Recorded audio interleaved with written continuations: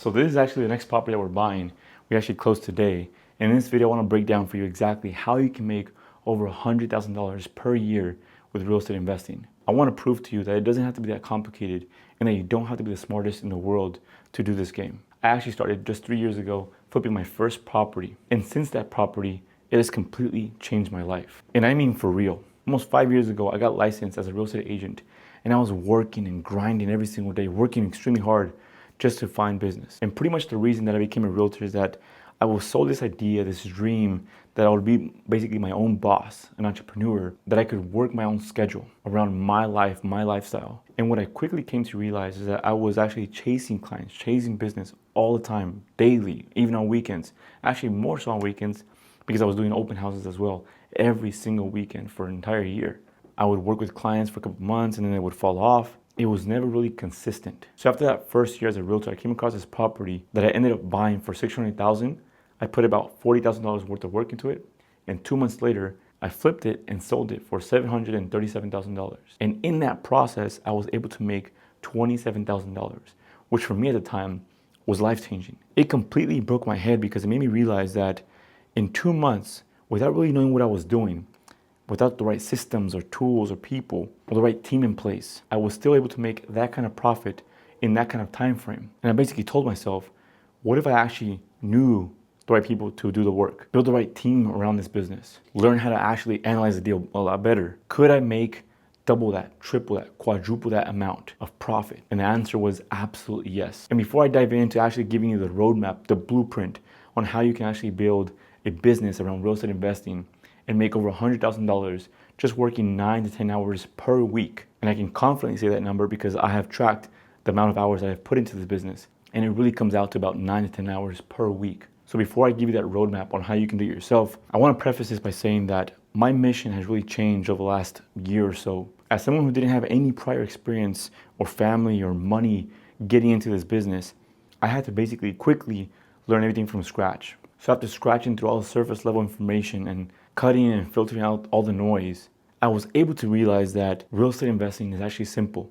And when you simplify it, boil it down to really the key basics and fundamentals, anyone can invest in real estate, whether you have money or no money, whether you have experience or no experience, which is why I now want to focus and dedicate this channel into being just that, a place where if you truly want to build real wealth and freedom without it being complicated, keeping it simple, you can definitely accomplish it. So with that being said, I first want to break down my exact real estate investing strategy. And most people find it crazy that it's actually this simple. I thought it had to be this complicated strategy for it to actually make sense. And then I realized it doesn't have to be that way. Because really the wealth formula is actually really simple. Check this out.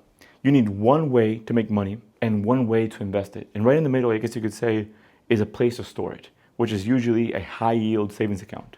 And for me, the way that I make money is through fix and flips. I buy distressed properties, renovate them, and sell them for a profit. And during the year, I will flip about 3 to 4 properties per year, which is not a whole lot, but the profit definitely is. Our average profit size is usually anywhere from like $70,000 to $100,000. So it doesn't take many during the year to make some good money. From that money, I then take it and go buy rental properties. And actually, just as of last year, I was able to purchase my first rental property, which is a duplex that I then converted into a triplex, which is now generating about $1,000 cash flow net in my pocket every single month. And the goal over the next 10 years is to acquire 50 doors, 50 units, or 50 paying tenants. And I know that can be done just in the next 10 years. Technically only 9 years left and 47 properties to go. So now that I've shared my exact strategy for real estate investing, I want to give you the exact roadmap that you can follow for you to implement this in your own life. So how in the world do you make this happen?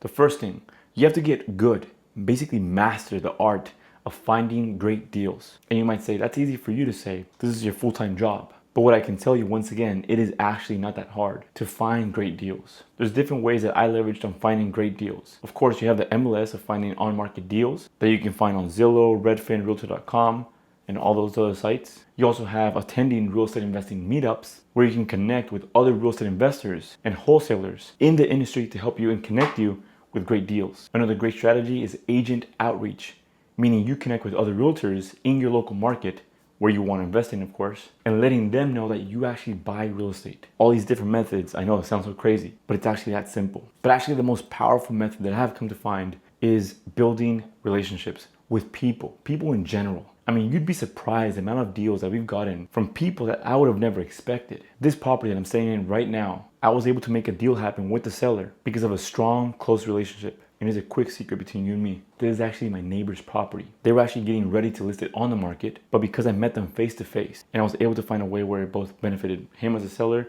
but also me as the buyer, we came to an agreement and made a deal happen. Not just because he's my neighbor, but because I built that relationship. And if I look back on other properties that I have bought, the majority of them have also been built on relationships. The rental property that I bought last year was actually my kindergarten teacher, a person I would have never expected to sell me a property. So once again, this is something that anybody can do. Whether it's somebody you know, a family member, a friend, chances are somebody that you already know in your network might have a property to sell you at a great deal. Now, the second piece in the roadmap is mastering the art of analyzing a deal. One thing is finding a deal, but the next piece is being able to analyze it. That way you're not risking losing your money. And I often hear that a lot of people talk about always run your numbers properly. Numbers don't lie, and that's definitely the biggest piece of the puzzle, but it's not the only piece. I have come to find that aside from running your numbers properly, another big crucial component of the analysis is being able to evaluate the property, not only the condition, but the location that it's in.